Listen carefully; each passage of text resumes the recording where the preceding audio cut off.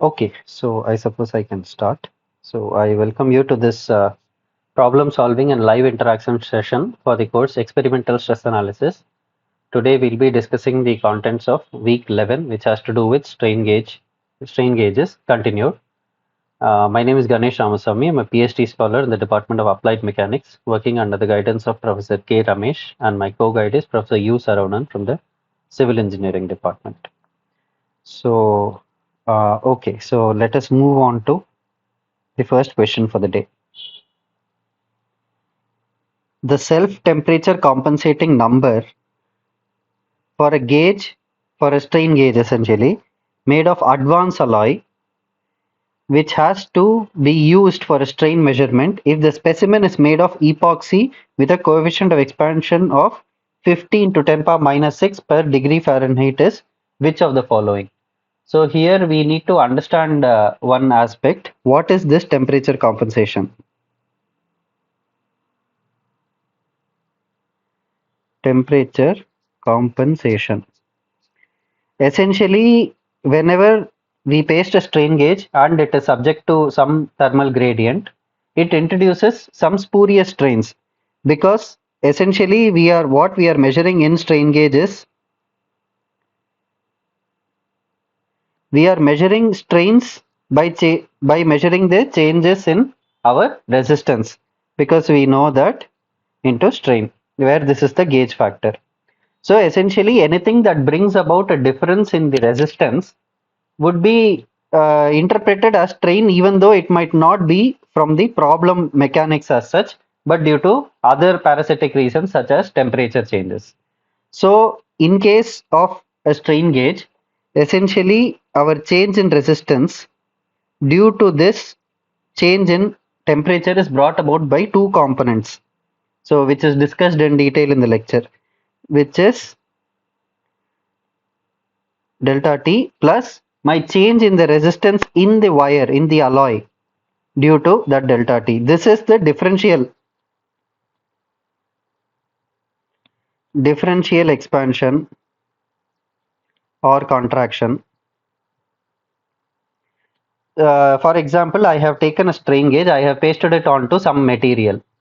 Now, it need not be that whatever metal foil alloy that has been used for the strain gauge is the same as our specimen material because that might be depending on the application that we are trying to study.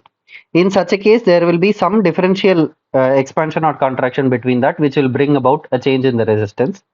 And the other aspect is that change in the resistance of the metal foil itself due to the change in temperature. Both of these can lead to our change in resistance. So what is the problem here? Then if we are trying to study with the temperature variation, there will be some spurious strains that are entering our calculation. So this is important to account for. Now it so happens that this can be accounted for by two methods. Two methods. One is from the manufacturer's end. It so happens that this alpha G and this ST, this is mostly affected by doping impurities and manufacturing processes. So it is possible for manufacturers to tweak these in such a way that this equation goes to zero. So there will be for a specific base material, they will be adjusting these values by particular choice of an alloy which is manufactured in some particular form with some certain impurities in certain proportions so that it can take this temperature take this equation to zero. Such strain gauges are called self temperature compensating gauges. So these are characterized by a number which is dependent on the base material which has a specific coefficient of expansion. Now the other would be to compensate it using signal amplifiers, signal conditioners, and other problems due to lead wires that we will be seeing subsequently. Yeah, minus 6, minus 6. Yeah. Essentially, why minus 6 is because what this number generally gives is this gives you the strain value. So micro strain, how many micro strains per degree Fahrenheit it will change is what we are trying to see. That is why it is generally reported in -6. Okay. So it so happens that these are standard tables that are available from manufacturers, and this table I have taken it from the lecture only. If you revisit the lecture, so for each of the base material,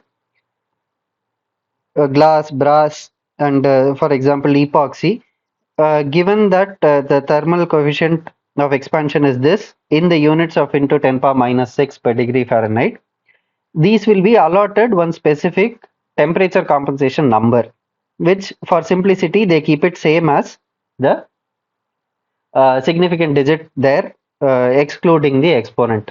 So it so happens that for epoxy resin, for a coefficient of expansion of 50 into 10 power minus 6 per degree Fahrenheit, for an advanced alloy, because we are looking at it also depends on the alloy that we are trying to use here. So we are using advanced alloy.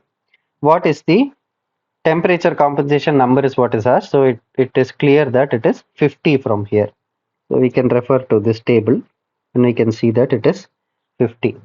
So these are essentially dependent on our manufacturer tables and specifications that they provide.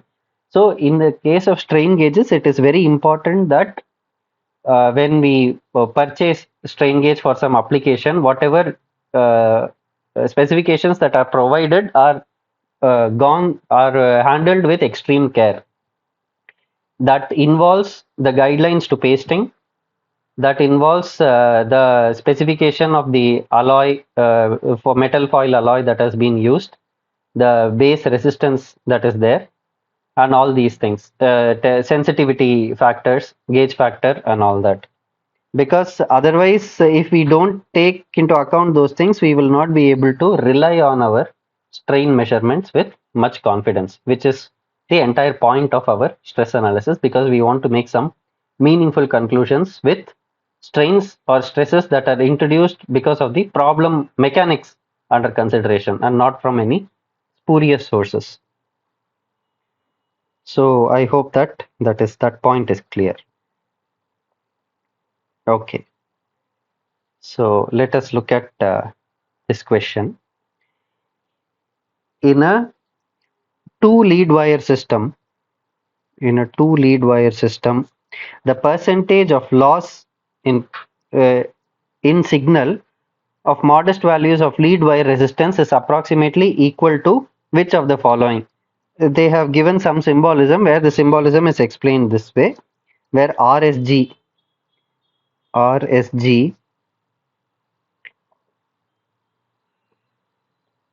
is my strain gauge resistance,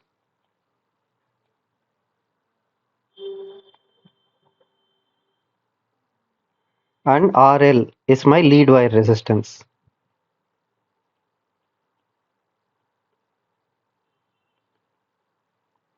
And this is the total lead wire resistance, that is the sum of individual RIL. I hope that that is clear.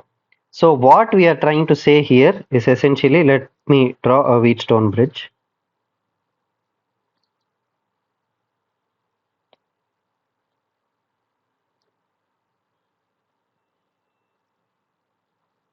Here we will give one, we'll measure the output here, and we'll give the stimulus here. The input voltage we will give here.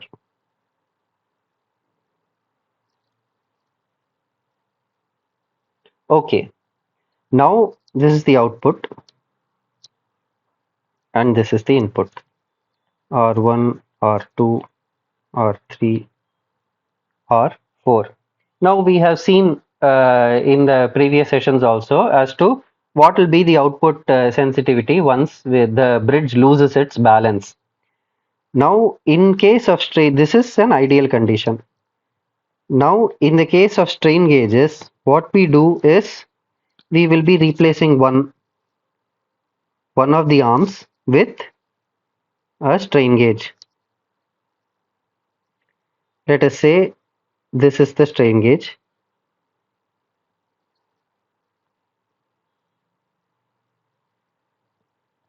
I'm sorry, just a minute. Okay. So once we have the strain gauge in place and the soldering tabs, and let us connect these to these tabs. Now we would want this gauge RG to be the only thing that is measured. But what we should keep in mind is these wires, these are also conducting and these also have some resistance. So essentially these resistance will also come into our picture in the measurement. Now if the temperature were to increase, let us say, and these wires were long, we know that resistance of a lead wire, resistance of any wire is given by rho L by A. So this resistance is directly proportional to our length. So the longer it is, for example, in aerospace applications and in say, engineering applications in general, if we want to study strains for a prototype, then naturally our RL lead wire length of the lead wires can be of the order of 50 to 100 meters. In such cases, what will happen is this will significantly add to our resistance in one arm, which will throw our Wheatstone bridge off balance. And this will also have problems of temperature variation. That is, if I were to, let us say, if I were to touch this wire with a heated source, or even if I touch it with my hand, it will impart some heat to that wire, which will get reflected in my strain measurements. So it is very important to account for this. So this is the lead wire 1. This is the resistance of lead wire 2. So total resistance of the lead wires is I RL, which is nothing but R1 plus R2, which is given to be RL1. I'm sorry.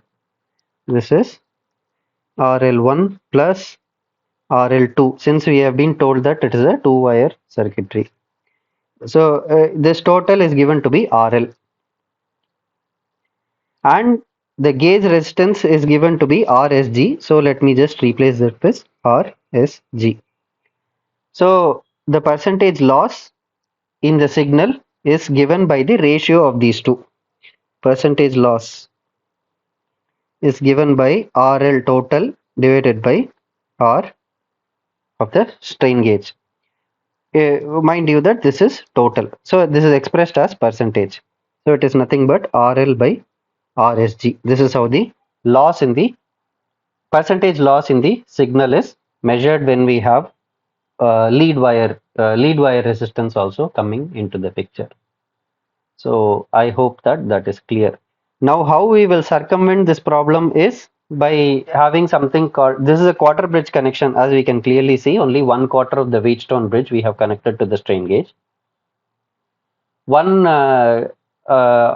aliter for this, one way to circumvent this is by connecting, having 3 wires, which we will see in one of the problems, how that actually helps out. But in the meantime, we need to understand what the issue is with two-wire systems. So if we are making lab measurements where our RL is very small, let us say that we are able to keep our strain gauge with the specimen very close to the meter, very close to the amplifier. In such cases, we need not worry much about this effect. But as our but that is only fit for laboratory purposes. If we are to go for actual industrial measurements, then it is quite possible that our lead wires will be much longer, in which case this effect will be significant. So I hope that that is clear. Okay. So let us look at the next question. In a transducer, 4 strain gauges are used to quadruple the signal by connecting it to a Wheatstone bridge. So essentially, transducers are made up of designed springs. For example, uh, even in one of the lectures, we saw that we have springs for transducer application, where we were seeing it from the photoelastic perspective. So if we were to see how that came about, its shape was something of this sort.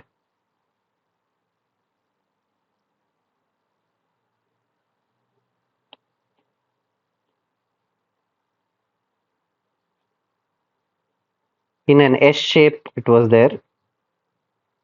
So here, in such cases, we will be knowing how the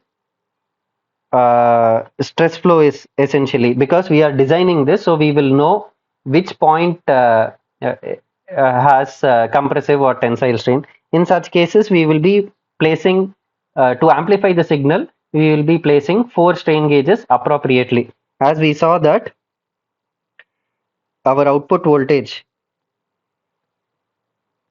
comes out at some constant which involves R1, R2 and voltage into delta R1 by R1 minus delta R2 by R2 plus delta R3 by R3 minus delta R4 by R4. This is our general Wheatstone bridge equation. In such cases, we will be appropriately placing the strain gauges R1, R2, R3 and R4 such that everything adds up. Essentially, we will be placing like strains in adjacent arms, unlike strains in adjacent arms, so that they are opposite in nature and they add up eventually. So in such cases, for transducer applications, we use 4 strain gauges in a Wheatstone bridge to multiply the signal, amplify the signal by 4 times. How many channels are of the measuring instrument are required for each transducer? So for one transducer, we will use 4 strain gauges, but essentially we are trying to measure only the output strain, which requires only one gauge. So for special applications such as transducers, we will be using 4 strain gauges, which are clubbed in a Wheatstone bridge, and this will have 2 output leads, which needs to be connected to another Wheatstone bridge where we only need to measure the total effect of this amplified 4 times amplified strain. So this requires only one channel for measurement. It should be understood clearly. Transducers used for measuring strain, let us say. In such cases, we use strain gauges in the transducer. That is what enables it for that strain measurement. And those transducers, 4 standard uh, gauges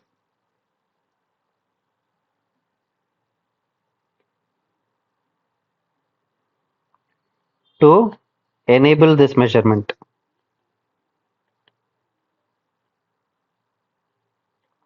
And these will be calibrated. Now what happens? We will take this transducer, apply it to a mechanics problem. This 4 which has been used, it will amplify the signal by 4 times. Now when we apply this to a mechanics problem, we just need to connect it to a Wheatstone bridge which requires only one signal, because the total output is what is to be read. Hence it requires only one channel. So I hope that that is clear. If there are any questions, please feel free to ask. While I'll move on to the next problem, but if there are any questions, please feel free to stop me and ask. But as of now, I hope that what we discussed is clear.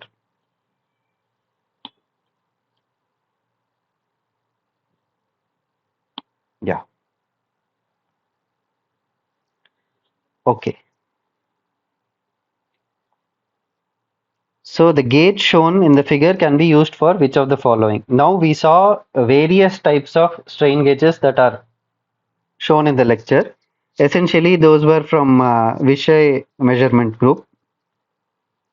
Vishay Micro Measurements, which is a US based company which manufactures strain gauges. Now, the various types were for specific applications. For example, there is a strain gauge where we would see that our coil will be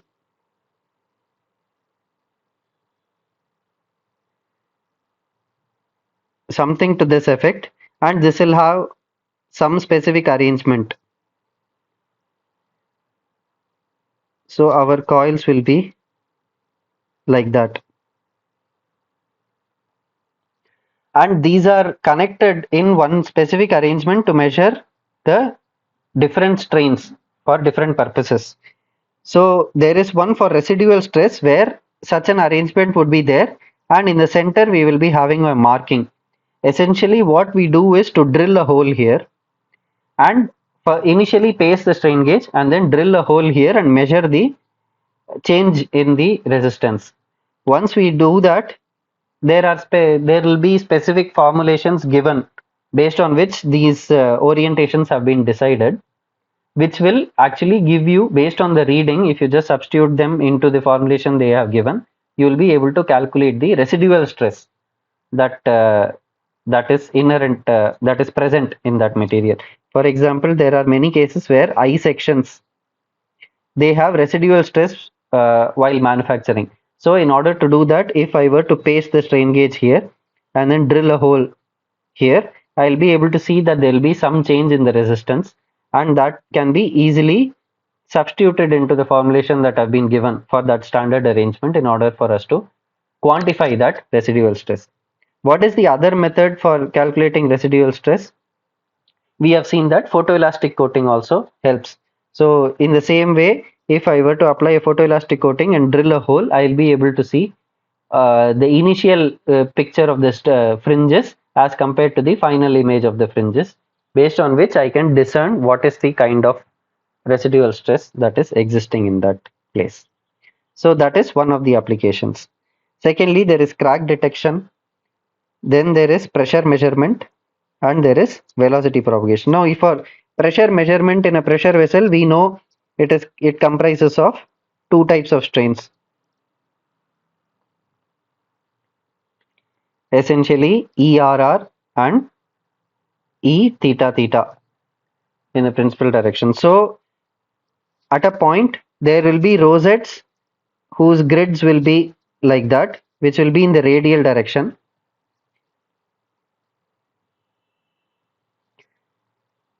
I hope you get the idea. So we will be having grids like this, where the conductor is put like that. And then these will be connected by the same stub ends as we saw, in order for us to avoid that transverse sensitivity effect. But this measurement will essentially measure my ERR. And then I will be having similar ones like this, which will help us measure the circumferential strain, so to speak. For example, it will be like this, and then the next loop will be somewhat bigger than that. If I can just attempt to draw one, couple of them, so that it becomes clear. So such strain gauges are also available for special purposes. So this will essentially measure my circumferential strain, which is E theta theta. And these will be in a specific arrangements which we will paste to some pressure vessel and try to measure these things. So that is how the pressure measurement is done in this case. Velocity of crack propagation and crack detection. Essentially, the strain gauge we are seeing here is meant for crack detection. So we will be pasting it, and this is the black place is the conductor. Let us say if a crack were to emanate on the base material, and if once it crosses it, it will break the circuit, in which case the the strain reading will stop, and that tells us that the crack has essentially crossed the marking where this was pasted. So in critical structures, such strain gauges will be pasted at in the estimated path, in the estimated crack path at different intervals, which tells us what is the level of deterioration that has taken place. In a similar vein, The such similar gauges, if you were to see, I'll just erase this. Similar gauges with many strands are also available, which is also shown in the lecture, which helps us the velocity of the crack propagation.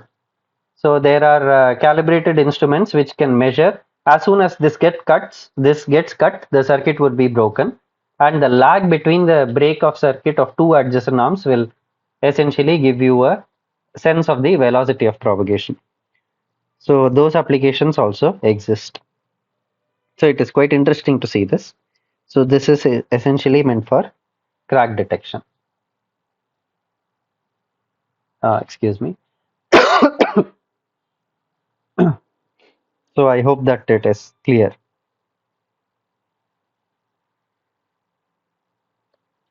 Okay. So let us move on to this question. A strain gauge of resistance 350 ohms. So base resistance of the strain gauge is 350 ohms. Is pasted on a stainless steel specimen at a distance of 50 meters from the instrument, which is used to measure the strain. So essentially we have our specimen here, that is what is said, which has the strain gauge here.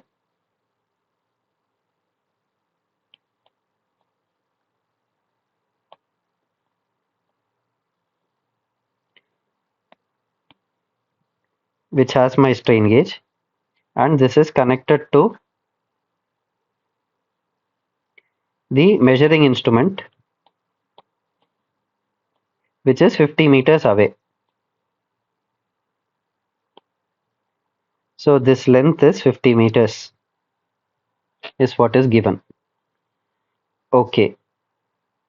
In such a case,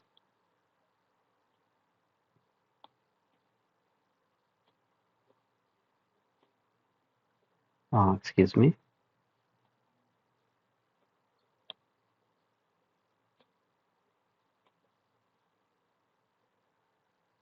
Okay, let me leave it as it is. All right.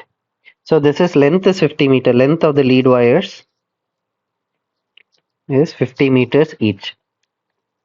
And these are made up of a copper material which has a diameter of 0.5 mm is what is given. At room temperature, calculate the ratio of the effective gauge arm resistance connected to a Wheatstone bridge in the case of a 3-wire circuit as compared to a 2-wire circuit, and take the specific resistance of copper to be 1.5 into 10 power minus 8 ohm meter. So resistivity of copper, specific resistance is given as 1.5 into 10 power minus 8 ohm meter. So what is asked essentially, let me just copy that Wheatstone bridge that I had drawn.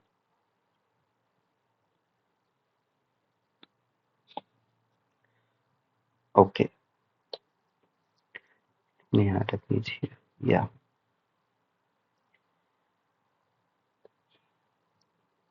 Now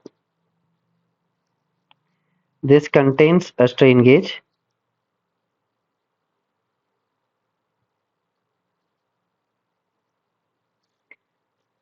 which has two tabs, and these are connected to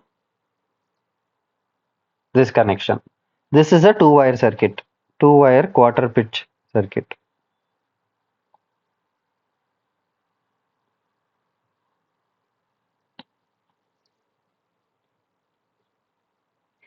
Now how would we modify this for a 3-wire is essentially by taking this out. What we would do is, we have the strain gauge in place, same as usual. Now one of the wires goes to this, the other wire is connected to the strain gauge here.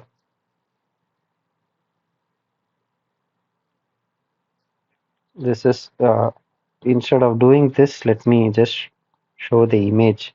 It is there. So this is essentially a 3-wire quarter bridge. What we have done, we have 2 lead wires. We have taken a tap and connected it to R4. Now we know that adjacent arms cancel each other. So the effect of RL, this RL is cancelled by that RL. So this middle RL is used to sense the input voltage. So that doesn't play much of a role. In which case, whatever resistance change that is brought about in one of the lead wires is compensated by the other lead wire because this is connected in series with the second this thing. Now, initially, if we see this connection, what we will be seeing is this strain gauge and the resistance of these 3 strain gauges will be kept equal. As we saw that in order to maximize the signal, M needs to be kept at 1, which means R1 by R2. That ratio needs to be maintained. What this implies is if we have a strain gauge, if we have a Wheatstone bridge where all the resistors are of the same resistance, then it will maximize the sensitivity. Having said that, this RL disturbs the initial balance.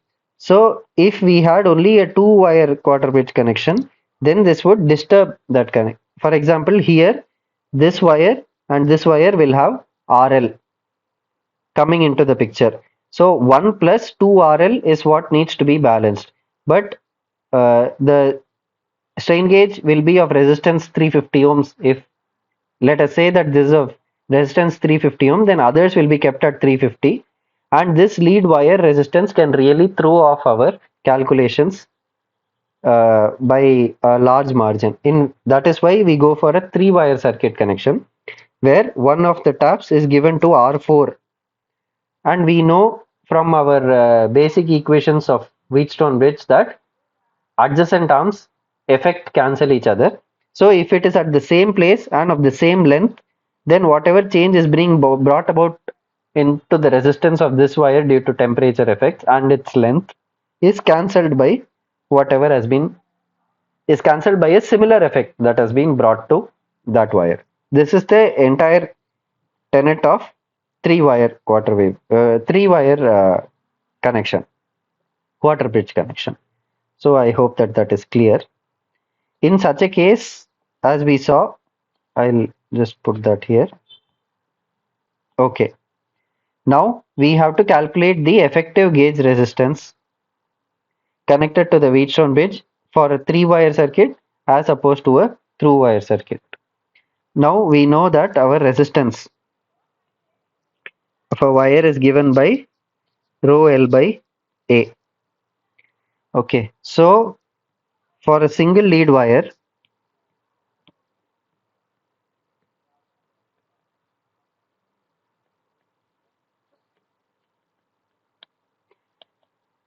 what is RL? It is rho copper L by A. Now RL comes to rho is given to be 1.5 into 10 power minus 8 into length is 50 meters divided by A. Area is pi by 4 d square. It is 50 into 10 power minus 3 the whole squared. So what does this come to? 50 into 10 power minus 3 the whole square pi by 4. Answer inverse into 1.5 into 50.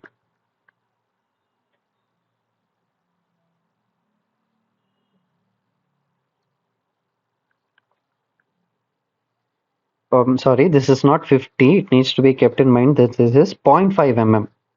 So this is not 50, but it is 0.5 mm converted to meter. So 0.5 into 10 power minus 3 squared pi by 4 into minus 8 into 50. Yeah.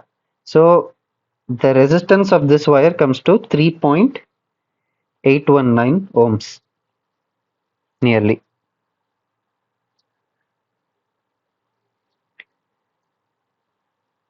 Now, just to give a sense of what change can this bring about. Let us say that we have our strain gauge resistance is given to be 350 ohms. Now we know change in resistance by resistance is our gauge factor into strain.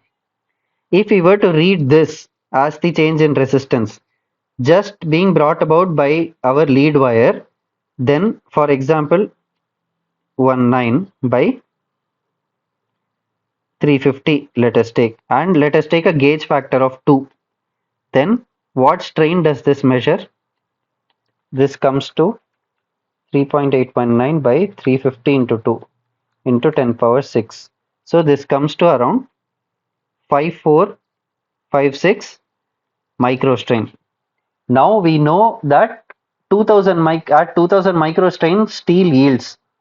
So we can see that just by having a length of wire of 50 meters, this is apparently bringing about reflecting a change in resistance, which is tantamount to having a strain of twice, almost 2.5 times the yielding strain of steel.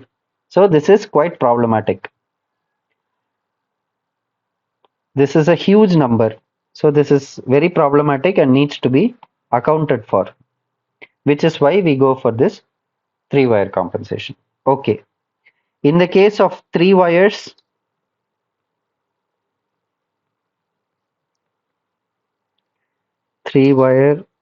arrangement,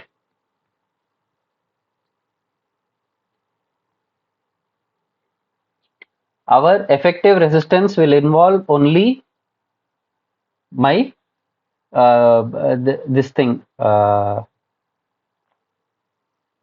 It will have only R of the strain gauge plus one of the lead wires. So my effective resistance will be 350 plus 3.819, which comes out to be 353.819 ohms. In the case of two wire arrangement,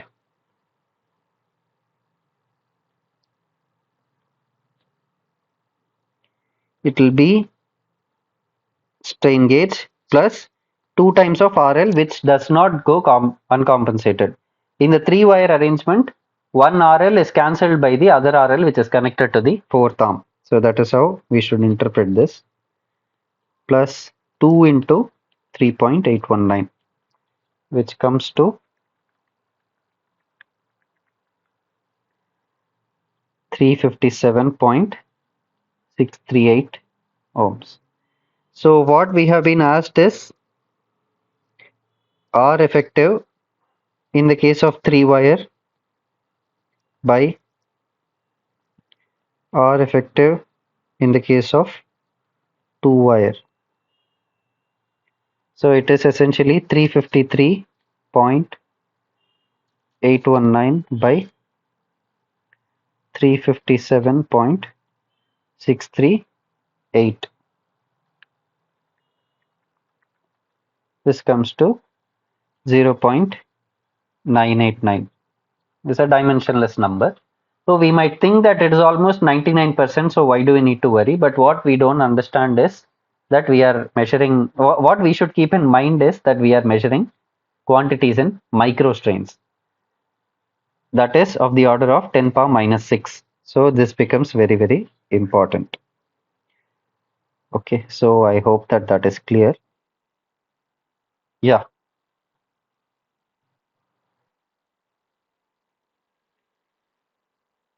yeah. The ratio of the effective gauge arm resistance,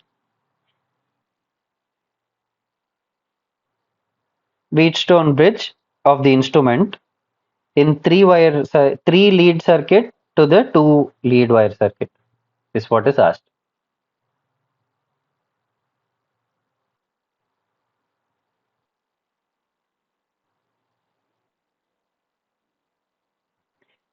Three wire to two wire. The ratio of three wire to two wire is asked.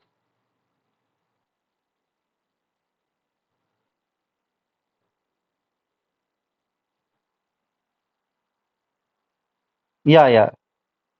Sorry.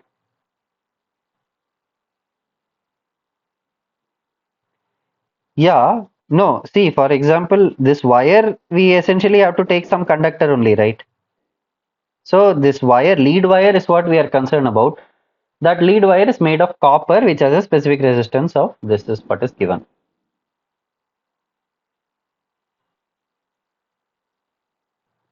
Yeah, in that case, whatever wire you are using, you need to use the specific resistance of that wire material. Yeah. This is not the specific resistance of the alloy, mind you. This is not alloy of strain gauge,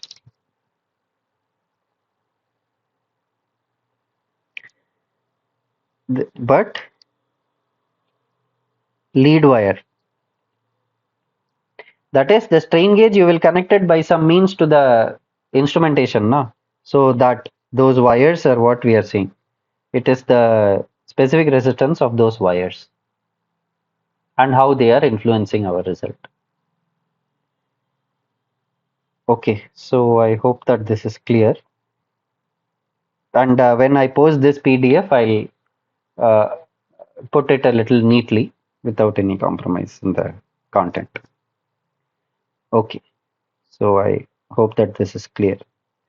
So let us look at this question. The given in the above question,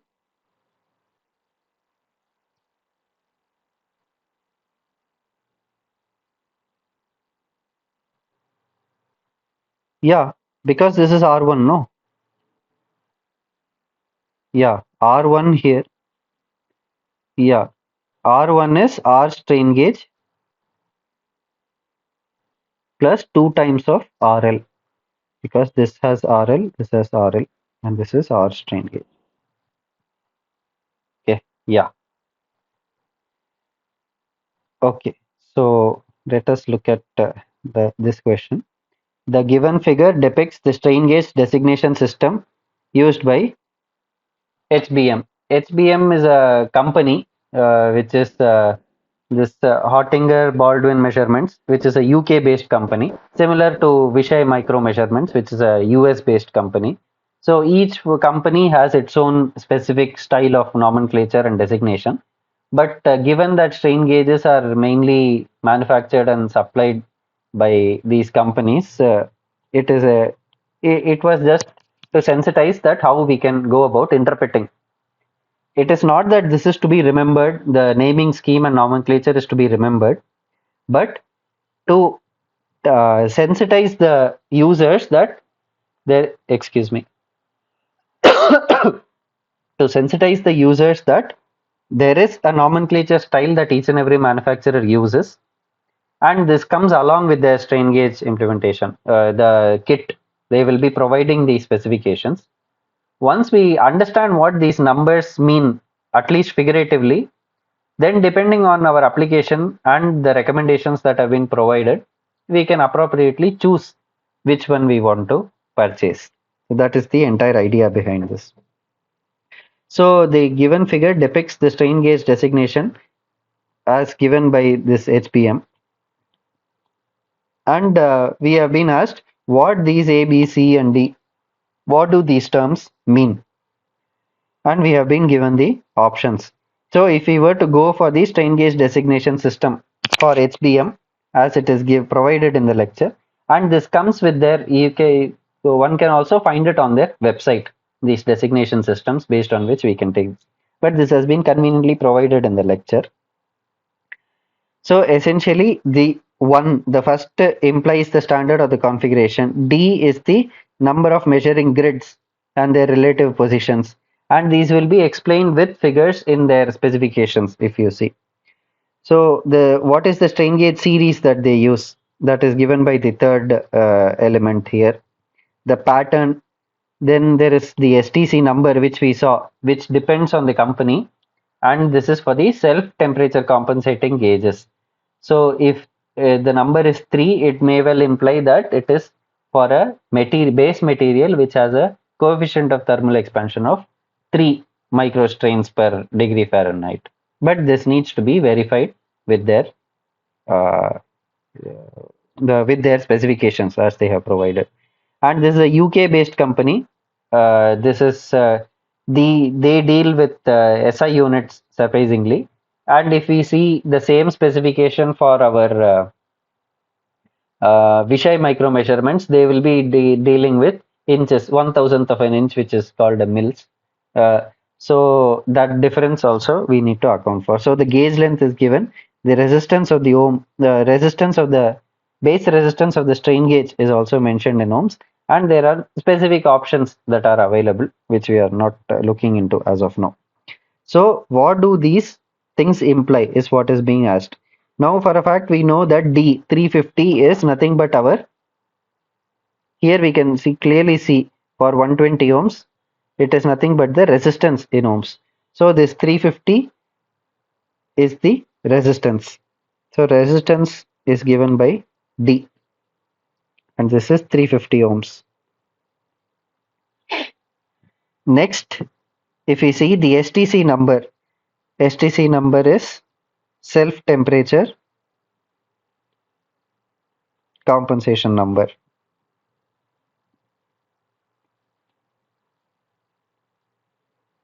And here, if we were to see from this, we can see that this is our self temperature compensation number, which is nothing but our B, which happens to be 3. So based on the specification, we need to identify whether this pertains to the base material, which is having 3 microstrain per degree Fahrenheit or not. The active gauge length in millimeter is given by C, which happens to be 4 mm in this case. As we saw that strain gauges generally have a gauge length varying from 0.2 mm to even 100 mm. But in general, the most commonly used are 3 mm or more. Once we go to very small values of gauge length, it becomes extremely cumbersome for pasting, and these need to be used. Yes, the general range is this way, but these are for special applications. Mostly, whatever are used lie in the range of 3 mm for day-to-day applications. But these are very special applications where it will, for example, we have to study a very high strain gradient zone, then we cannot afford to go for longer gauge lengths, in which case shorter gauge lengths are what are preferable. But albeit this, having said all this, its pasting and instrumentation becomes very sophisticated and cumbersome, which needs to be kept in mind. Okay. And what does A naturally represents the gauge pattern. Now this, if we see from the specification, there are different, as we saw, even in this application, we saw there are different types of patterns of grids that are being used. So depending on them, they would have named them in one specific way.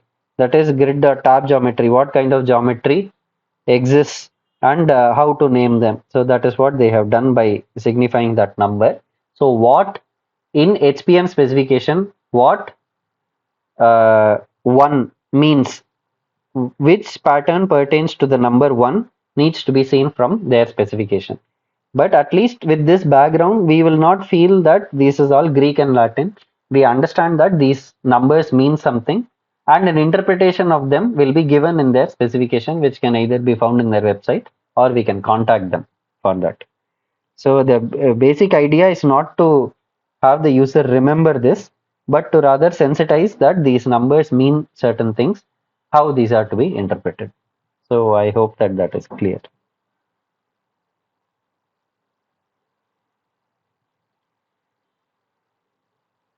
Okay. So in that case, let us move to the next question. Match the following statements with the surface preparation techniques below. So we know that strain gauge instrumentation is one part of it. Strain gauge installation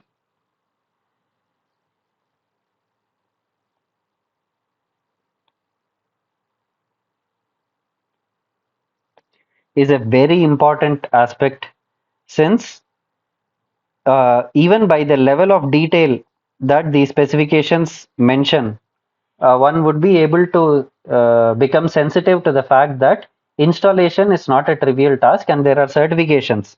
For example, institutions like BSSM, which stands for British Society of Strain Measurement, issue certificates.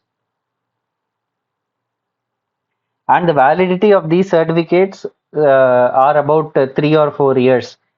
So once a technician gets certified that they are strain gauge pasters, then for every 3 or 4 years they need to renew, which means this is a skill that needs to be cultivated throughout. It is not that once we get the certificate, it stands always. So all these help us understand that it is the strain gauge installation is a sensitive thing, and it is not simply taking the strain gauge and pasting. As the last lecture in this week, if we see, we'll be able to see the total amount of information and the specification that yeah, for example, Vishay micro measurements provides in order for us to install the strain gauge. That gives us a sense of how sensitive it is. Okay, so having said that, let us look at the options. To provide the optimum alkalinity to the surface gauge adhesives while pasting the specimen surface. So this is called which of the following? We'll see. Second option is to remove oil, grease, and other contaminants and soluble residues. So first comes with degreasing, which comes with removal of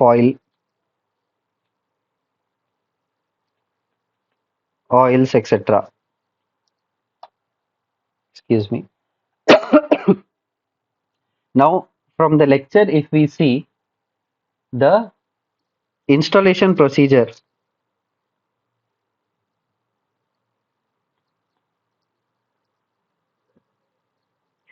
has some broad steps in this order. First is solvent degreasing.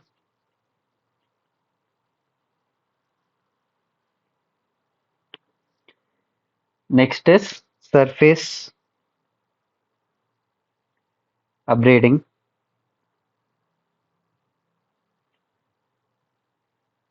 Then the application of gauge layout lines.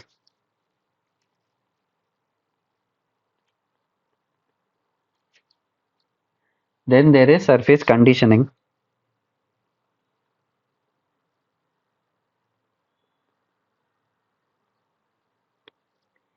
And then there is neutralizing.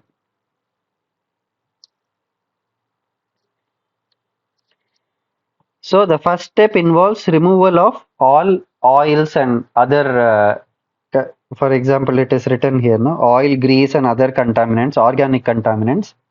That comes under solvent degreasing. This is generally done with isopropyl alcohol, and we will be removing that with wire this sponge or wire gauze.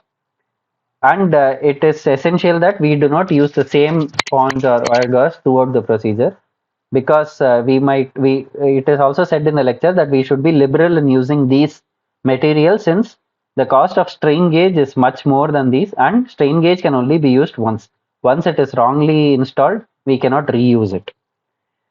Next is surface abrading. This involves the essentially this involves preparing the surface roughness to be proper. Then it involves the strain gauge layout lines. So we know that strain gauges only measure components of strain. So if, let us say, there is a uniaxial tension specimen, and if we are to paste the strain gauge, let us say there is a uniaxial tension specimen, and if we paste our strain gauge at some angle, even at a minor angle, it will not be measuring normal strain. It will be measuring a component of strain that is at some other angle. other than 90. So it is very essential that we do the pasting, for which these gauge layout lines need to be drawn out clearly. Then we have surface conditioning and then neutralization. So neutralization we do to essentially prepare the surface to have a particular pH where the adhesive that they have given is the most effective. So I hope that that is clear. So these steps need to be kept in mind while doing this.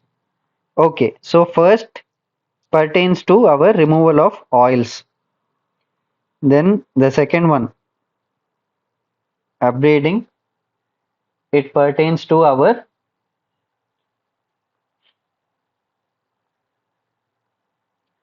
removal of loosely bonded adherents such as rust, etc.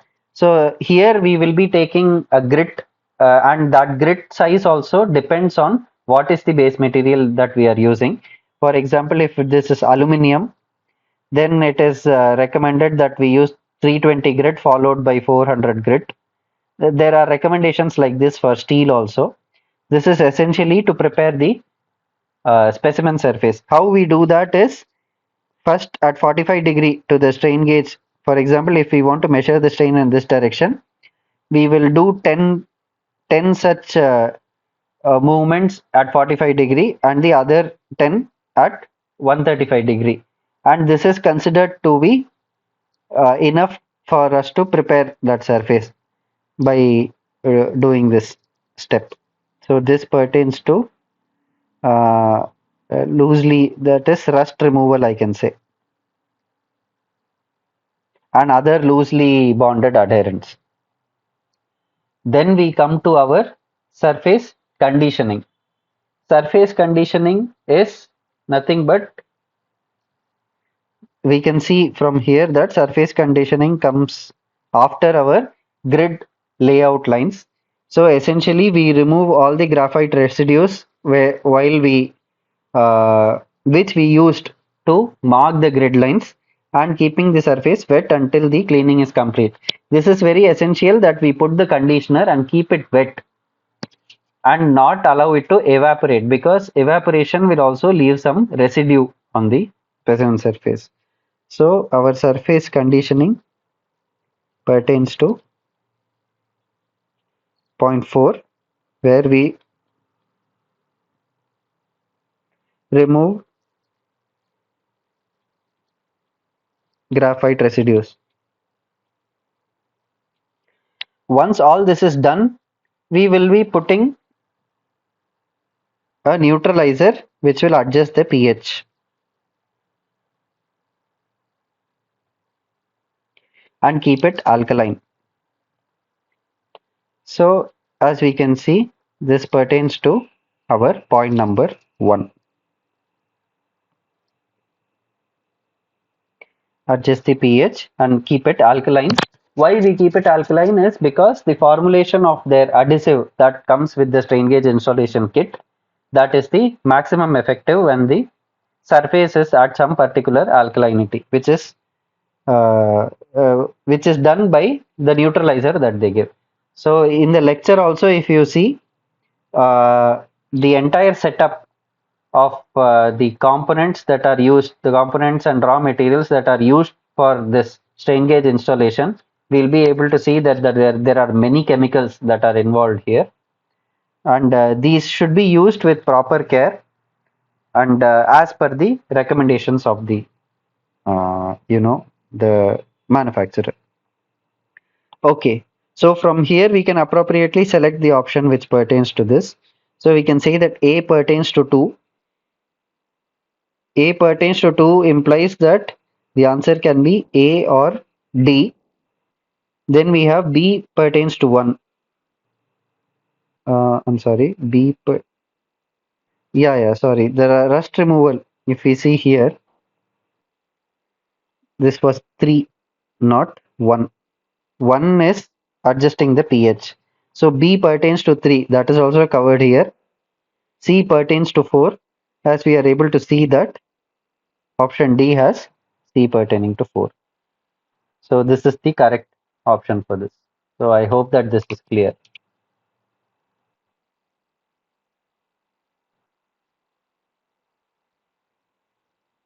And this broadly gives us the installation procedure.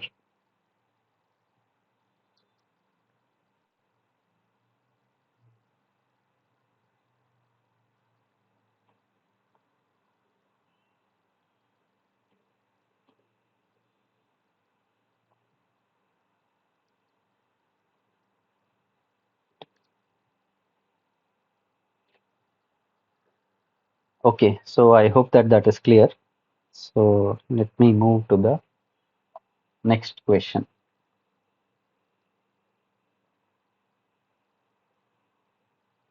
Excuse me one minute.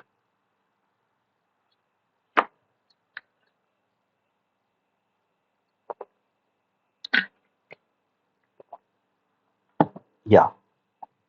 The temperature effects can be handled in two ways, by minimizing the heat generation or by increasing the heat dissipation. But heat dissipation, increasing the heat dissipation is not in our hand essentially. That also depends on the type of specimen that we are trying to study. For example, if we were studying polymers, which are not good conductors of heat, so there won't be much heat dissipation. So such problems do exist. One can improve the heat dissipation by choosing an appropriate gauge pattern instrumentation. Okay. Consider an example of a cantilever beam subjected to concentrated load P as shown in the figure. So we have a cantilever where we have a concentrated load that has been applied. Some of the instrumentation schemes are given to connect the strain gauge to the Wheatstone bridge as follows. So first, let us understand what this is. We have two strain gauges pasted on the top and two strain gauges pasted on the bottom. So the strain gauges pasted on the top are 1 and 3, which will measure tensile strain. From the figure, we can see that this is the tension side and this is the compression side. So strain gauges on the bottom are 2 and 4, which will measure compressive strain.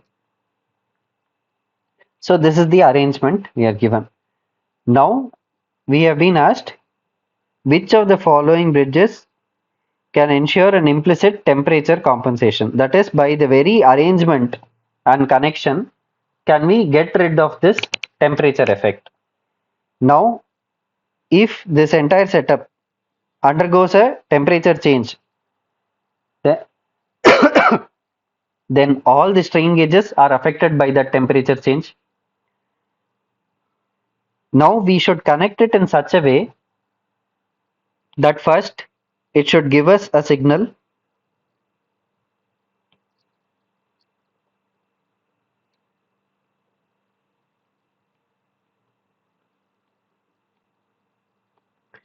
in such a way that non-zero signal is given,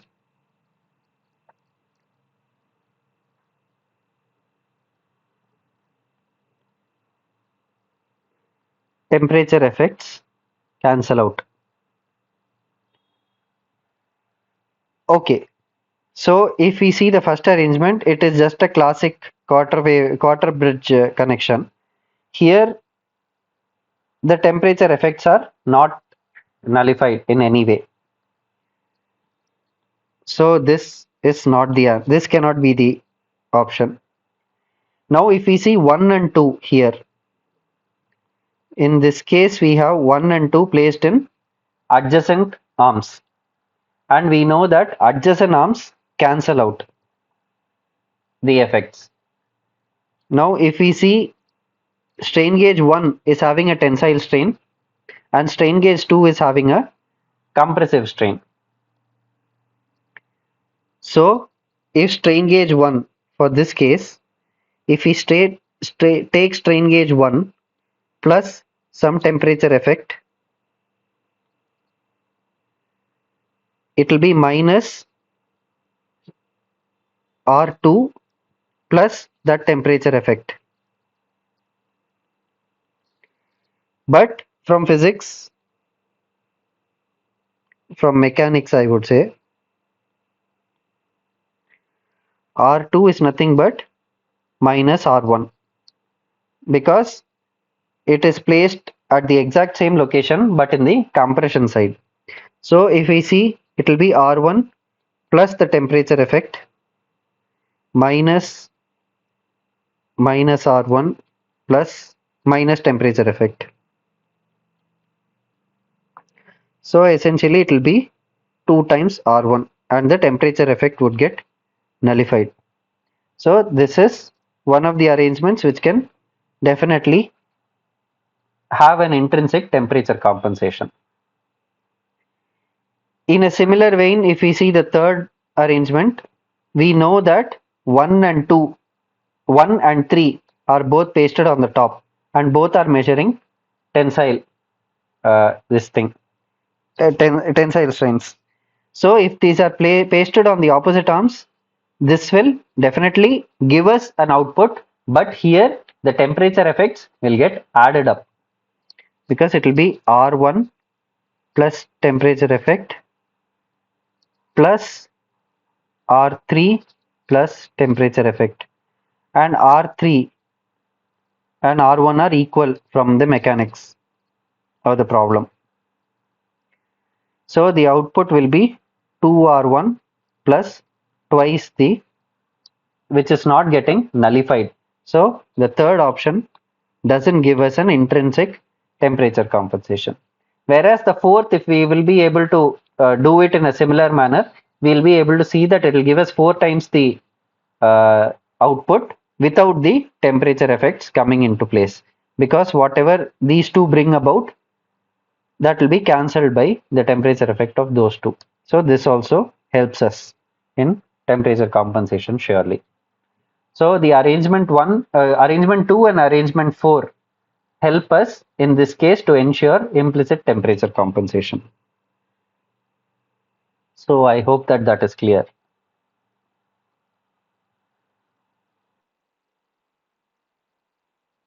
Yeah, yeah.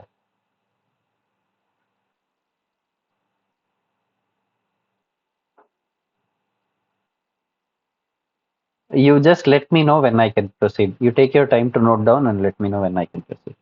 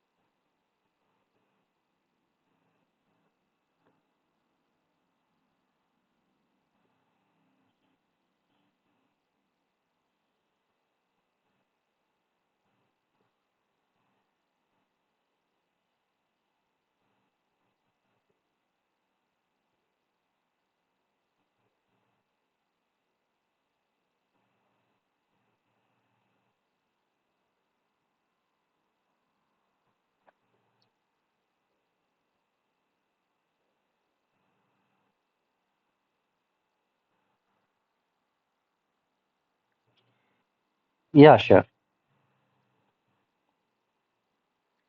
See, in case of a Wheatstone bridge,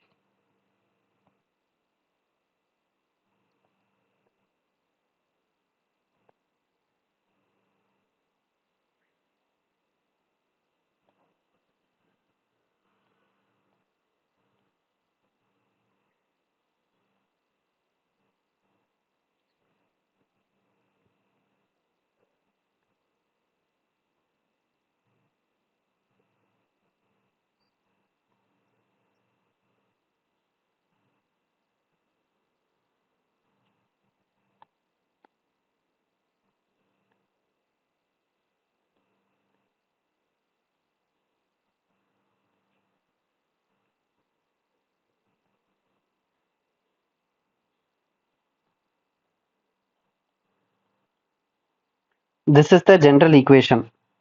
Now in our case, R1,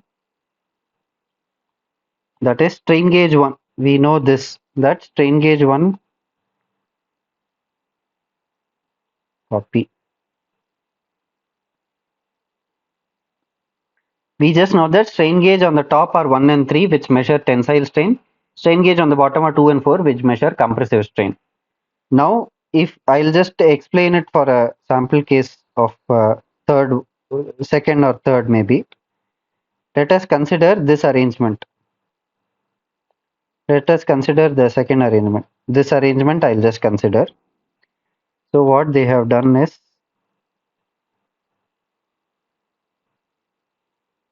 they have replaced this resistance with strain gauge. This is strain gauge 1, this is strain gauge 2. Now, due to temperature effect, let us say that delta T is due to temperature. This is the change in the resistance due to temperature.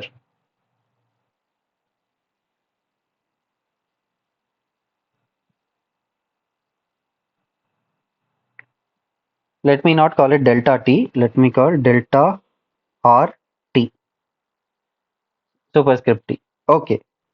Now, these are measuring some strains. So, if I were to use this equation now, R3 and R4 don't come into the picture now. We have only this. Now, so my E output will be K into what is change in the first resistance? It will be change in strain gauge 1 plus delta R T by R1 minus change in the resistance of strain gauge 2 due to the mechanics plus delta RT by R2. This is what it will be. Now for maximum effect, for maximum sensitivity, we'll take R1 equal to R2 equal to some to 200 ohm, 120 ohms, 350 ohms, something. Let us call it R. So that comes out. So essentially D output, delta output is K by R into delta SG1 plus delta RT minus delta SG2 minus delta RT. So far so good. So what will this come out if we simplify this? These two get cancelled out. So the temperature effect due to this and this, it is getting cancelled out. So I'm left only with this. Now from my mechanics, I know that this thing, if I bring it here, I know that 1 and 2 are measuring equal and opposite strains, right? So delta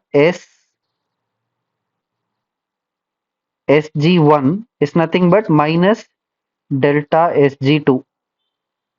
They are equal but opposite because 1 is pasted on the top of the cantilever, 2 is pasted on the bottom of the cantilever. So if I express everything in terms of the reading of 1, then what does this come out to be? E output is K by R, 2 times K by R of change in resistance in any one strain gauge, let us say 1 or 2. So this is how we'll just get it as SG. Let me call it as change in the strain gauge resistance, the absolute value. So if we observe this equation, do we see the effect of this RT? anywhere? This RT. That is, we had taken a cantilever.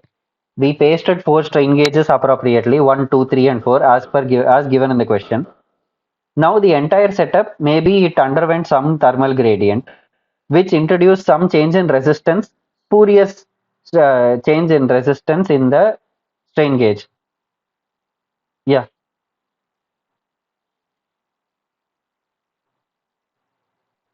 No, implicit means by the very arrangement, this system itself is bringing it out. This system, the system itself is correcting the compensation, accounting for the compensation. That is by virtue of this connection, it is that is the equation itself are giving you temperature compensation. You have not done anything special about it. Yeah, this equation, no, I have not changed this equation at all. By connecting it and yeah, you just hear me out. What I'm trying to say is, I have one Wheatstone bridge equation. I have not changed anything there. By appropriately connecting it, this equation implicitly is cancelling these things out. What does cancelling this thing out means? It means it is correcting for the temperature change. So temperature compensation is being implicitly handled by the very nature of the Wheatstone bridge itself, without me having to do anything. Yeah,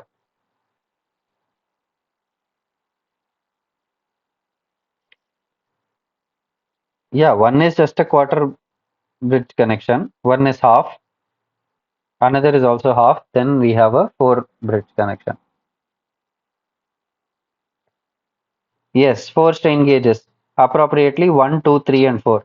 And in our question, it is given where is 1 and 3 are pasted in the tension zone, 2 and 4 are pasted in the compression zone. So essentially, these two are measuring equal but opposite strains. These two are measuring equal but opposite strains. So all our temperature changes are being cancelled out. And the equal and opposite parts, they tend to get affected by this subtraction symbol and they get added up.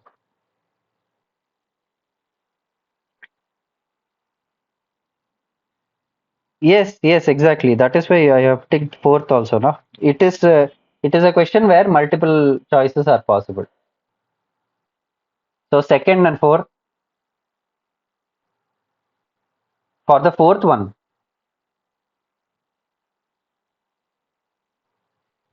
Yeah.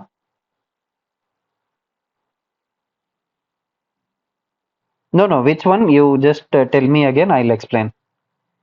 Which one you did not understand? Acha, here. You didn't understand why R1 is equal to R3. Yeah. So that yeah. That is because from the question, R1 and R3 both are pasted on the top adjacently at this line. Yeah, 1 and 3 are at the top and 2 and 4 are at the bottom. If we see this figure, it is clear now. 1 and 2 are at the top, 2 and 4 are at the bottom. All are measuring equal strains, but 1 and 3 is measuring tensile strain. For example, 1 and 3, if it measures 500 microstrain, 2 and 4 are measuring minus 500 microstrain. It is equal, but it is opposite in nature. Consider an example: cantilever beam subjected to a concentrated load P, which has four strain gauges pasted in this particular fashion.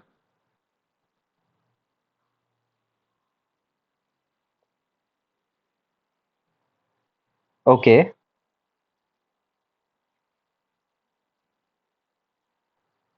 No, that's fine. But what you don't understand, you ask, I'll explain, not a problem. Have I clarified R1 equal to R3? How we got is R1 and R3 both are pasted on the top. Both are measuring, yeah, both are measuring same strains. Exactly. Both are measuring tensile strain. In the second case calculation, I took this R2 is minus R1. Why I took that? It is because R1 is measuring tensile, R2 is measuring compressive. Yeah, second one, na? Second one,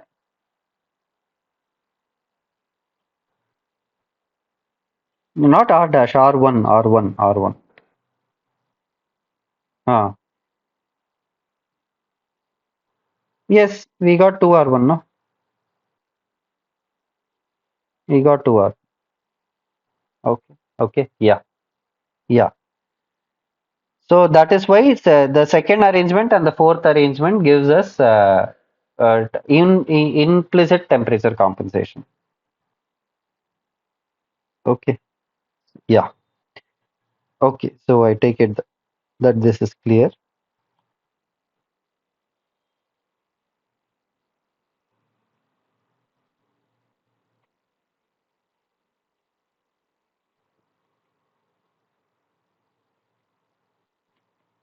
So the temperature effects are compensated here. This is just an example I have taken. Okay, if we see the next question, if a self-temperature compensated gauge is used as a quarter bridge connection, which of the following configuration should be chosen to ensure temperature compensation and minimize the error due to lead wire sensitivity? Is what is asked.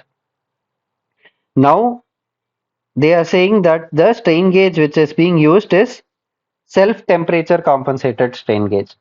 So that strain gauge, the whatever we saw in the first question, that due to a temperature change, strain gauge itself might have a difference. How that difference can come about? First of all, if we have a cantilever beam, this is made of some other material, strain gauge is made of some other alloy. So there can be a differential strain, and the temperature due to delta T, due to that change in the temperature, the resistance of this metal foil itself can change. These are the two things that need to be handled. One is by connecting it in this way, we have handled the effect. Second, we can go for a self temperature compensated gauge, which is provided by the manufacturer for certain substrates. For example, in this question, let us say that this cantilever beam was made of steel. So for that particular material, one would have purchased the self temperature STC gauge, and it is given that that is what was used.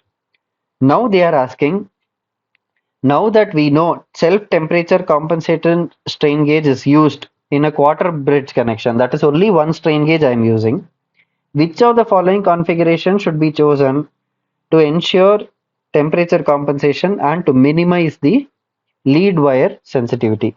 In this case, my temperature compensation needs to account for my lead wires.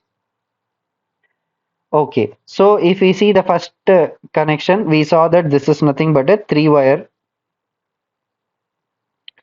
quarter bridge connection.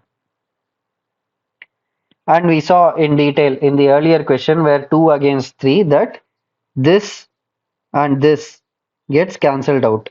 And this plays no role because this is essentially sensing the input voltage. So the lead wire change, the error in the change in the resistance of the lead wire due to the first case is being compensated by the connection to the fourth strain gauge.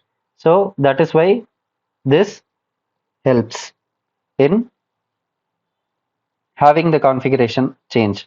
I hope that that is clear. This is a classic case of 2-wire quarter bridge connection. Now in this case we have been told that our strain gauge is self temperature compensated, so that doesn't make uh, that doesn't play a big role, excuse me. So that doesn't play a role when temperature is increased. There is no error due to the strain gauge itself, but since we are having lead wires, these lead wires have some resistance which will get changed. So essentially this doesn't provide that temperature compensation. So This is not the correct way. Now let us look at this arrangement. This is nothing but the same arrangement where instead of connecting it to R1, we have connected it to R3, R4. This entire thing, this thing comprises R4 instead of R3, instead of R1. Yeah.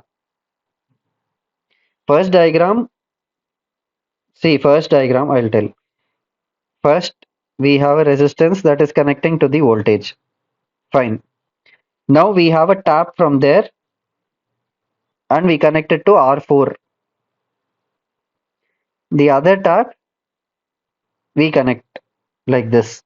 So we know that R1 and R3 from this equation, na, we saw that R1 and R4 they cancel out the effects. So if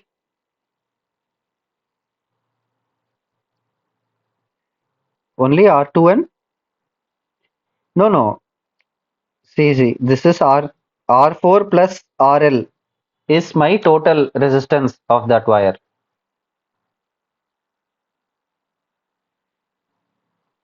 Okay, let me explain. I think there is some confusion. See, in this case, 1, 2, 3, 4. For maximizing the sensitivity, this is a condition that we will take. What this implies is, if I take a 350 ohm resistor, this also should be 350 ohms. Then only my sensitivity will be maximized. So far, so good. Now, when I connect this like this, what happens is this is 350 plus some RL. This is constituting my first arm of the Wheatstone bridge. The first arm of the Wheatstone bridge is constituted by that 350 plus RL. The fourth arm is also constituted by 350 plus RL. So these things cancel out. The effect of RL cancels out. Is it clear?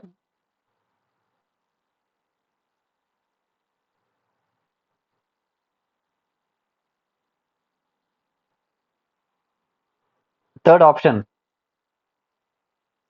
Yeah. Third option, see, what we did in the first one was we replaced,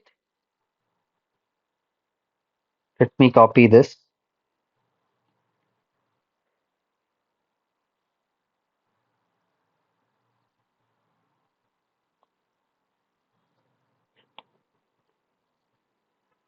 In the first option, we replaced, we connected SG1 to one strain gauge and then we had a lead wire.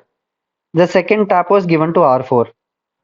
Now, the third option, same thing we have done, but we have started out with giving it to R4 instead. That is, this 4 was kept at an equal resistance. This was a dummy resistor. Now 1 is the dummy resistor, 4th is the strain gauge. That is all the difference. It is nothing but nomenclature change, that's all.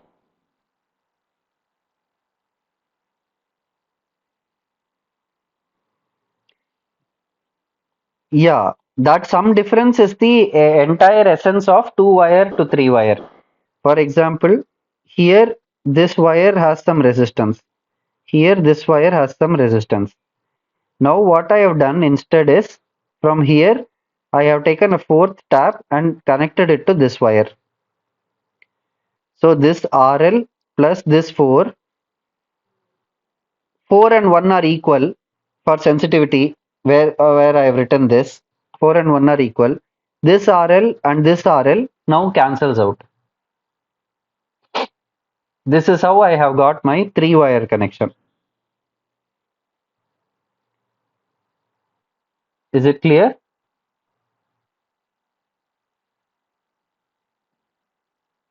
Yeah.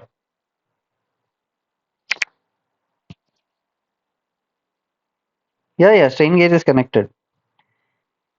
See, the resistance of this strain gauge and resistance 1, resistance 2, resistance 3 are equal to start with. Why they are equal? Because that is how we will maximize the sensitivity of the Wheatstone bridge. So far so good. Now what happens is, now having done this, we connect one wire here. This is having some resistance. So in this arm, the total, let us say the total is 350 ohms of the strain gauge plus RL.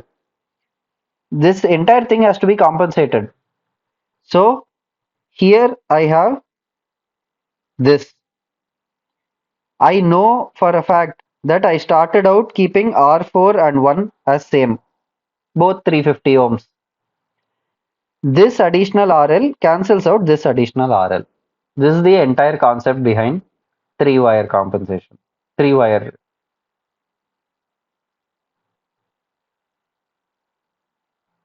They won't cancel.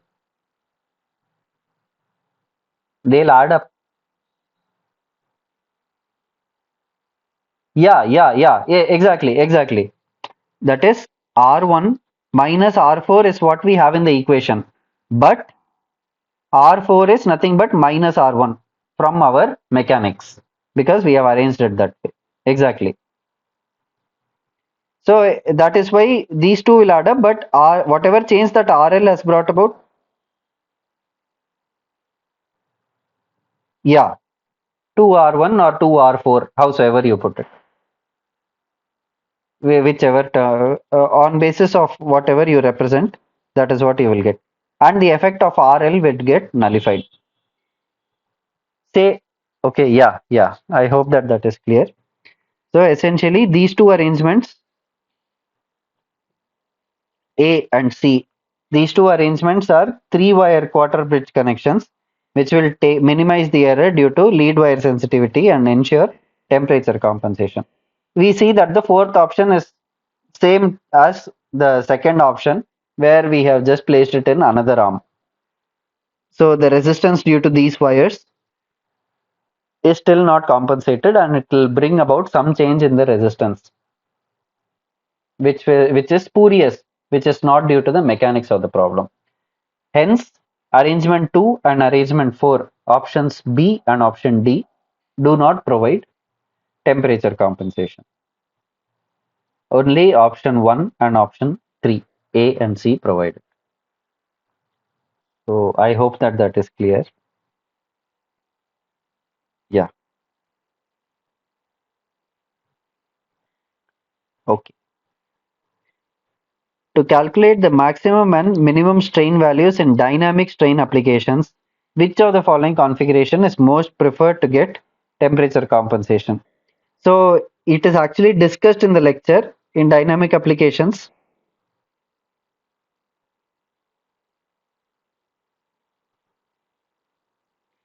We are generally interested in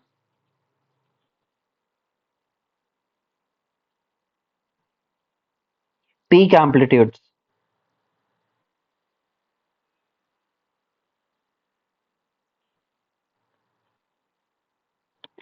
So for peak amplitudes of strain only, we generally go for a signal conditioner,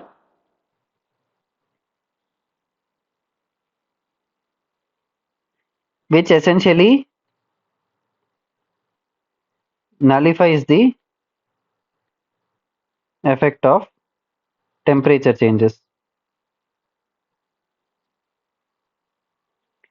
Now, having done that, we for measuring only the peak amplitudes, we need not go for. We can go for a simple two-wire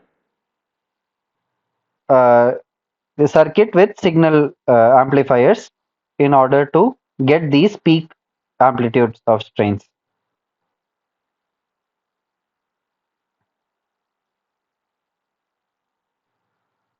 Four wire, if we, yeah, four wire, that is because four wire is for special applications such as transducers.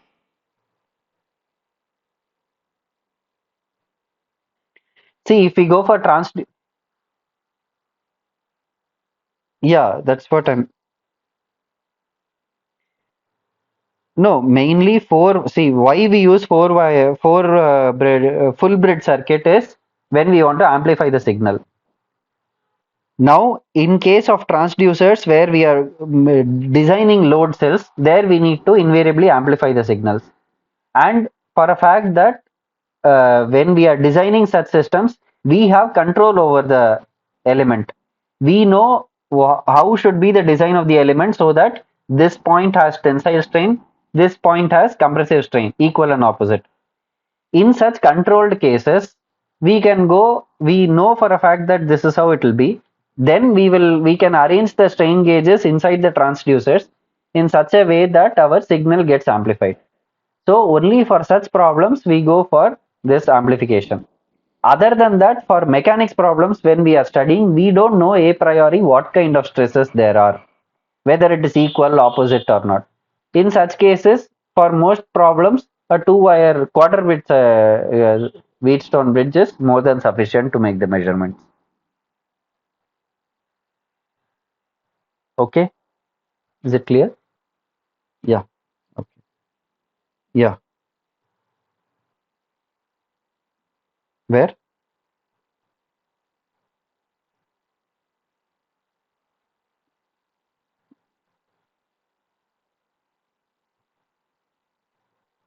Yeah. Okay. Okay. Okay. So let us look at this question. A strain gauge has to be selected to determine the strains developed during a tensile stress of a flat specimen made of epoxy in a UTM. Rajesh visits the vendor selling strain gauges of Vishay Micromeasurements Group. Why this has been specified is because certain kind of nomenclature Vishay will be following. So we'll just take a look at that. He needs a general purpose strain gauge which has a polyamide backing and an encapsulation with the solder tabs available. He prefers to have Constantine alloy. Constantine is also known as the advanced alloy in self-temperature compensated form for eliminating the changes in strain due to heat generation. He prefers to have a strain gauge with wide grids and a gauge length of 250 mils. What is mils? Is 1000 1 inch by 1000 is what is a mil. Okay. Hence, he doesn't require any additional options for the gauges. Use the data designation for the strain gauges from the lectures, which I have here. So this is the strain gauge designation from Vishay Group.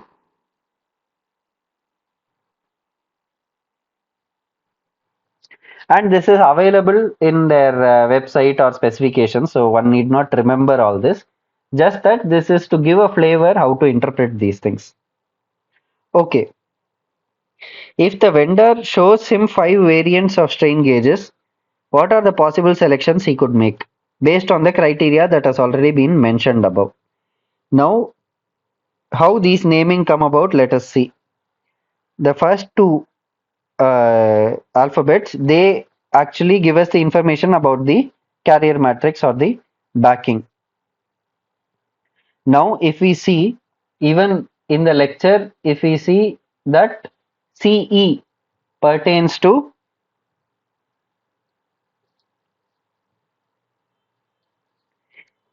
simple E pertains to an open faced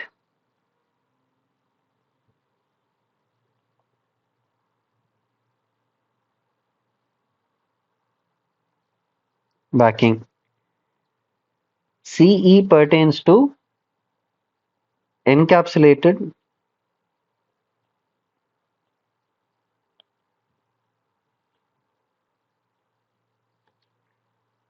polyamide backing. So how to interpret these codes, it is given in the lecture. So since our condition, first condition that has been posed is they want it with encapsulation. So only CE codes meet our criteria. So essentially it could either be this or this. Either first one or the fifth one is what we can choose in order to satisfy this encapsulation criteria. And this A we are able to see that A is written everywhere. A implies, what does A imply? It implies the foil alloy. A means advance, which also is the other name for constant alloy. So since A is given everywhere, it doesn't matter. So we are choosing the first and fifth option as of now. Okay. What was the other requirement? It had to have a gauge length of 250 mils. Now we see in their nomenclature that this number is pertaining to the gauge factor, gauge length, and here we are able to see the options which we have selected all have 250 mils gauge length. So far so good. We have matched all the criteria that are needed, and we have narrowed the options to 2 from the 5 variants that were shown. Okay, now let us look at the next sub question. When a strain gauge of 120 ohms is selected, what is the loss in the signal in percentage incurred if Rajesh uses a 2 copper lead wire connection for this gauge? The total resistance or lead total is given to be 1.7 ohms. Now we saw the percentage loss is nothing but lead wire total by R of the strain gauge. So it will come to 1.7 ohms by 120 ohms into 100. What does this come to? This comes to 1.42% loss. So this will be the loss that will be incurred in case the two lead wire circuit is used, where the total lead resistance comes to 1.7 ohms while choosing 120 ohm resistor as the base. Okay, now let us look at the next question. Calculate, I'll just add one page here. Yeah. Calculate the approximate value of apparent strain developed per unit degree in microstrains due to resistance of copper lead wires. Take 1 ohm resistance of a single lead wire with a strain gauge of 120 ohms when a 3 lead wire system is used. Now there is too much to see here. Let us break that down.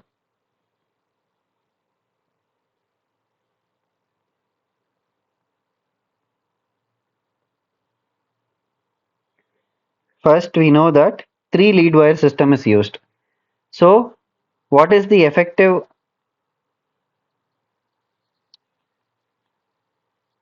Is nothing but R of the strain gauge plus R of the lead wire. If it was 2 wire, then it will be 2 times that, because it doesn't get compensated. Okay, gauge factor is given to be 2,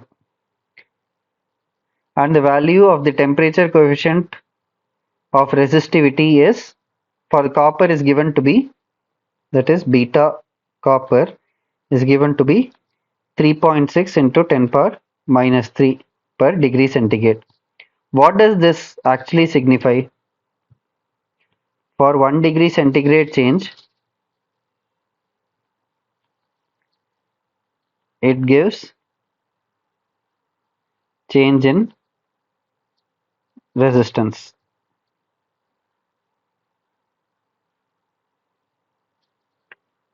For 1 ohm. That is why ohm doesn't appear in the units. Okay. So what do we have to find here? Calculate the approximate value of the apparent strain developed per unit degree. That is, change in the temperature is 1 degree centigrade.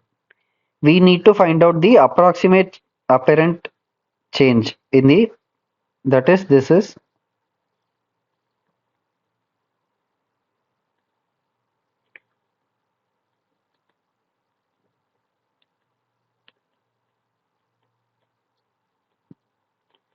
in microstrain is what we need to find out. Okay. Now, from strain gauge instrumentation, we know delta R by R is given by Sg into strain, or strain in a strain gauge is nothing but delta R by R into 1 by Sg.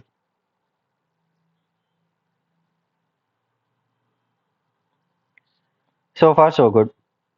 Now R for a, yeah, yes, yeah,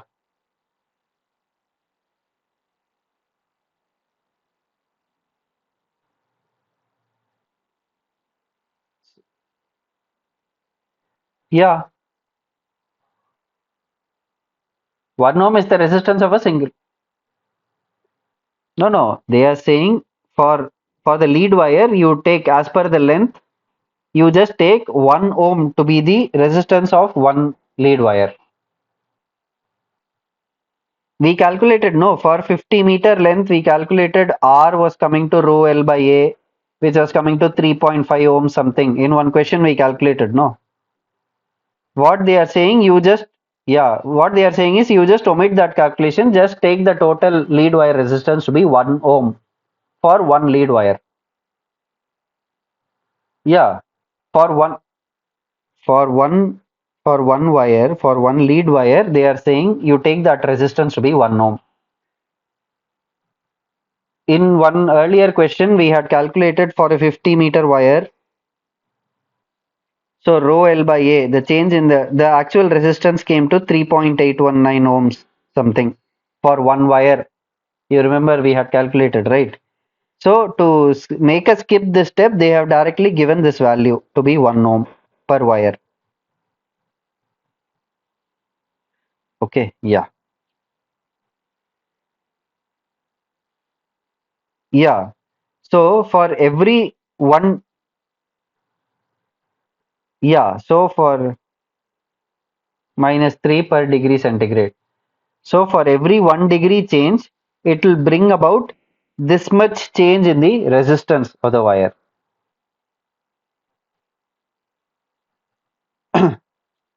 Okay, yeah. Now we have to calculate the apparent strain. Apparent strain is nothing but delta R by R into 1 by Sg. Only which graph? Yeah, that graph. Yeah, yeah. Those graphs have been plotted based on this thing only. So let us calculate it analytically. So for a three wire, this thing R is nothing but our R effective. Yeah. So for this case, what is R? We are having 120 ohms plus one lead wire, which is 1 ohm. So it is 121 ohms. So far, so good. Now,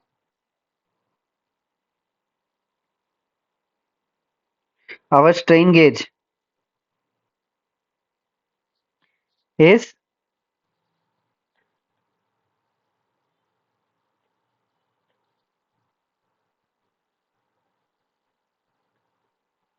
self temperature compensating. So when we have a change in the temperature by the 1 degree, our strain gauge delta. So change in my resistance will be change in RSG plus change in R in the lead wire. This goes to 0 since it is STC. So only this needs to be accounted for. What will this be? It will be delta T into beta copper into 1 ohm, which is the into RL. So delta R is nothing but 1 degree into what is beta? Beta is 3.6 into 10 power minus 3 per degree into 1 ohm. So this comes to 3.6 into 10 power minus 3 ohms.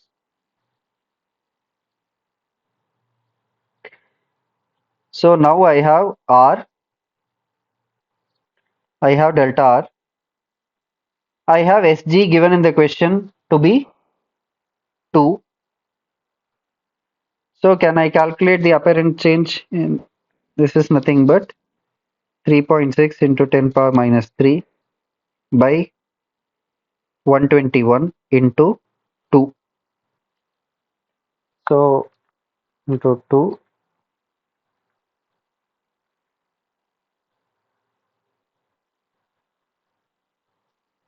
So this will be 1.487 into 10 power minus 5 strain units, which is nothing but 14.87 microstrain.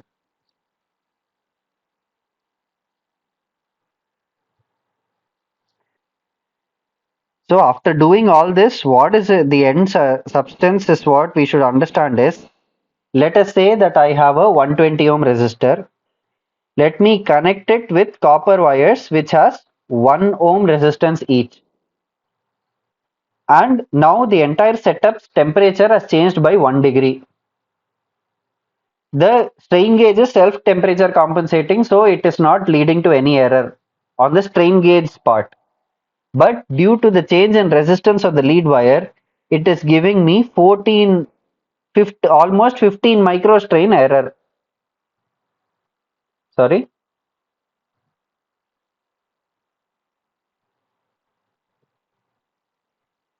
Yeah.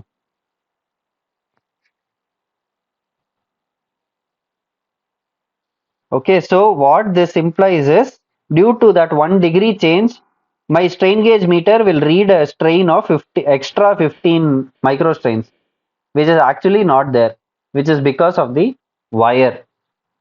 So this is a problem. Okay, so I hope that that is clear. So let us look at the next question, which is similar, just that everything has been replaced with a 350 ohm resistor. So the loss is asked. Now we know that percentage loss in case of a 2 lead wire, where the total resistance is given to be 1.7. It is 1.7 ohms by 350 ohms into 100, which is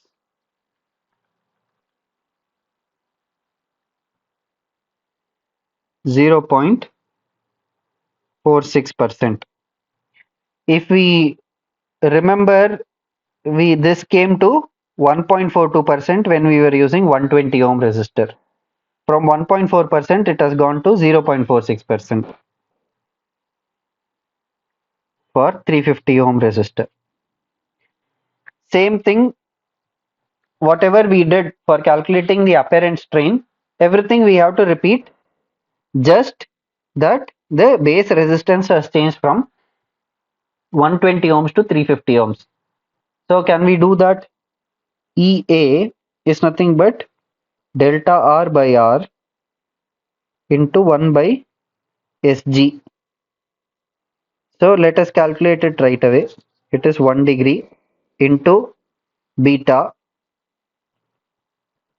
minus 3 per degree centigrade into 1 ohm divided by total resistance now is 350 plus 1 instead of 120 plus 1, because we are using 350 ohms res.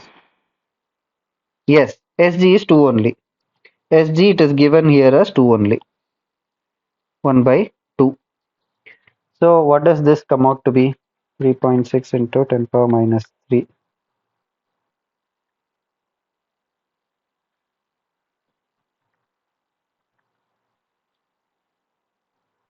So this comes to 5.13 microstrain.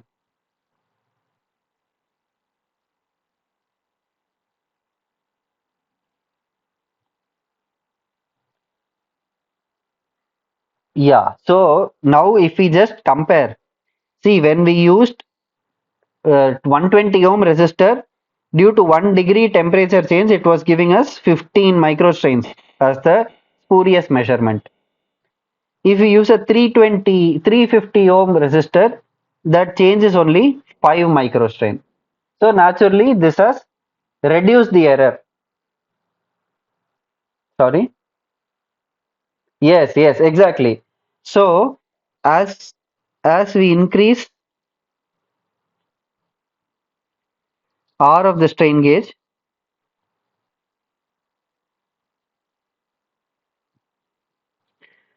error reduces.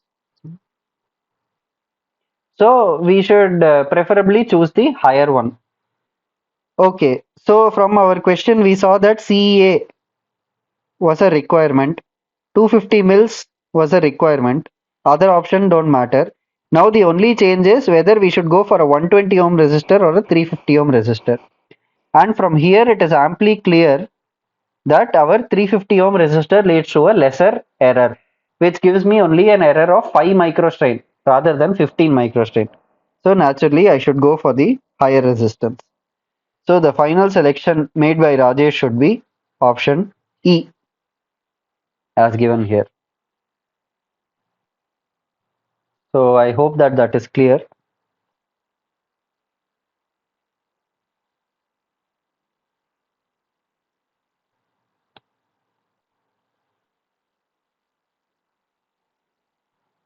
So this is how we go for selecting the strain gauge.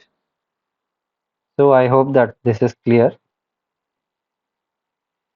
Anyway, I have completed the questions and we have also nearly completed the time today.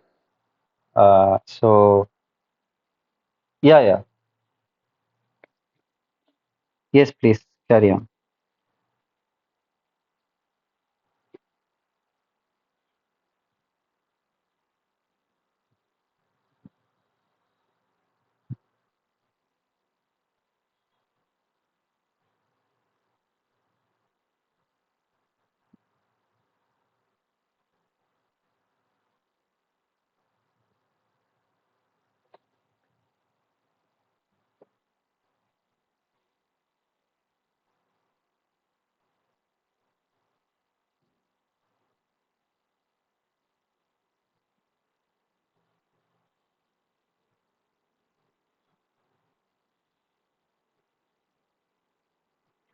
14th, yeah, yeah.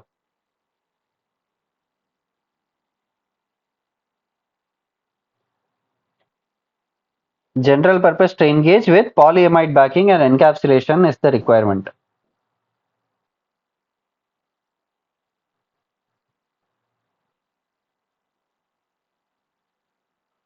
Yeah.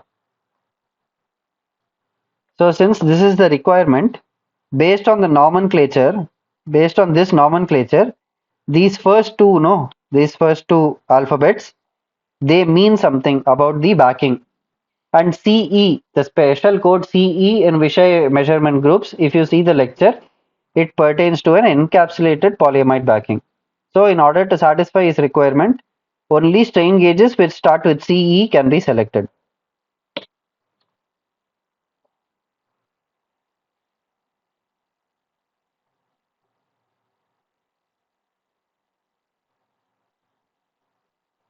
Where? Yeah. And it has to be self-temperature compensating form for eliminating the changes in strain readings due to heat generation.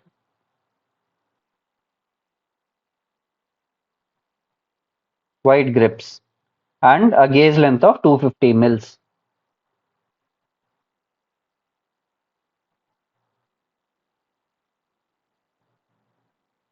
Require any additional options for the gauges?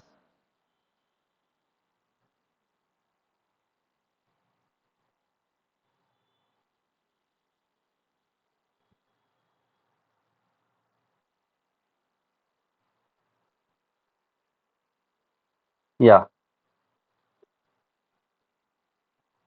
So the designation for the strain gauges from the lecture, I also copied it here.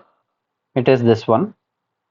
So see, yeah, yeah. So on the in the end, the last two alphabets only pertain to the options, and he doesn't need any options, so that is why those are XX.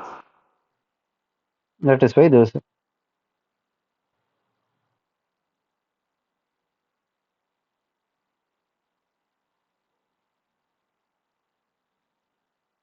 Yeah, 1,000th of an inch.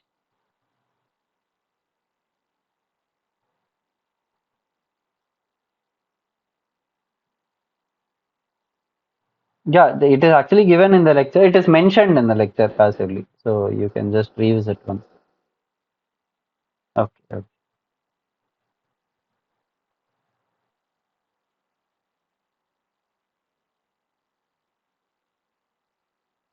Yeah, initially for this five variants, out of those five variants, we have to select some based on, we have to give shortlisting. So the first requirement for encapsulated with polyamide backing has yielded only two options, A and E. That is the first and last options only we can select, whichever start with CE. Now among them, what is the difference? The only difference is its base resistance. The first option is 120 ohms, the last option is 350 ohms. And we saw that for the same lead wire, if we use 120 ohm resistor and if we use 350 ohms resistor, that is a strain gauge, then our error is much less than 350 ohms resistor. That is why we have chosen that.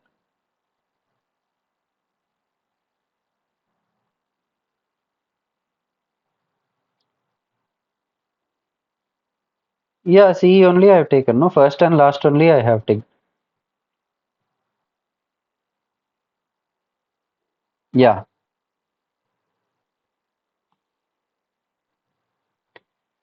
Okay. Yeah.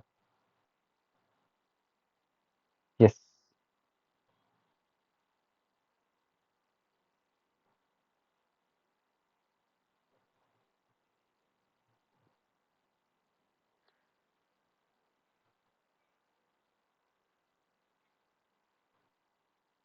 No, no, not same options. Because this also is CEA, no? We have three variants of CEA.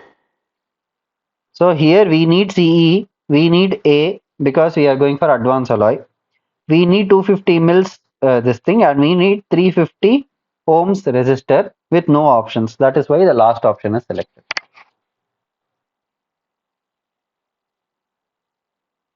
Yeah. Yeah, here 350 is there, no? Okay.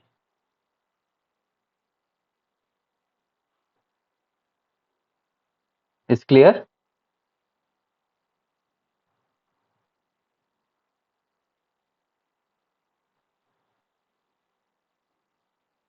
Okay. So if there are no further questions, then I'd like to call it a day. We can take up the rest of the things in the next session. Okay. So thank you. Thank you for attending.